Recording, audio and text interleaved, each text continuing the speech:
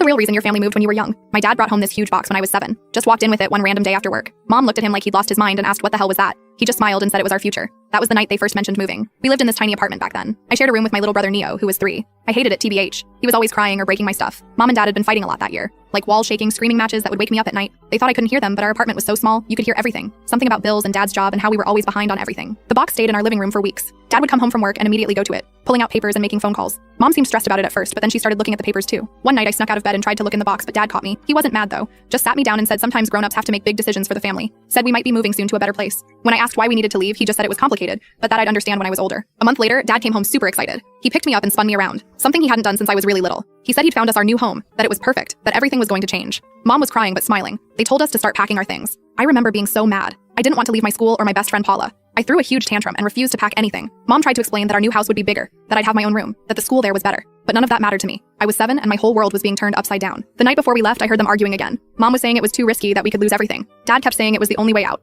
that we'd never get another chance like this. I didn't understand what they meant, but it scared me. We moved 3 towns over. The new house was bigger like Mom promised, with a yard and everything. Dad seemed different there. He was always on his phone, always leaving for meetings at weird hours. Mom seemed on edge all the time. She started checking the doors and windows every night before bed, something she never did before. A few months after we moved, these men started coming to our house. They'd arrive in expensive cars, and Dad would take them to the basement. Mom would make Neo and me go to our rooms until they left. I'd try to listen at the air vent, but could never hear much. At school, I made new friends eventually. This girl, Alora, lived down the street, and we'd walk to school together. Her dad knew my dad somehow. One day she asked me if my dad was rich now too. I didn't know what to say back. We had a bigger house, but Mom still shopped at discount stores and counted pennies at the grocery checkout. Things got weirder as time went on. Dad installed security cameras all around the house. He bought a safe for their bedroom that needed a fingerprint to open. Strange packages would arrive that he'd immediately take to the basement. And the men who visited started coming more often. One night I woke up to shouting. Not Mom and Dad fighting this time, but men's voices I didn't recognize. There was a crash and Mom came running into my room. Her face was white and she was shaking. She grabbed me and Neo, took us to the bathroom, locked the door and made us sit in the tub. She was crying silently, just tears streaming down her face as she held her finger to her lips. Eventually, Dad opened the door. His lip was bleeding and his shirt was torn. He hugged Mom for a long time, then picked up Neo who had fallen asleep. He wouldn't look at me directly. 2 weeks later, we moved again. Just packed up in the middle of the night and left.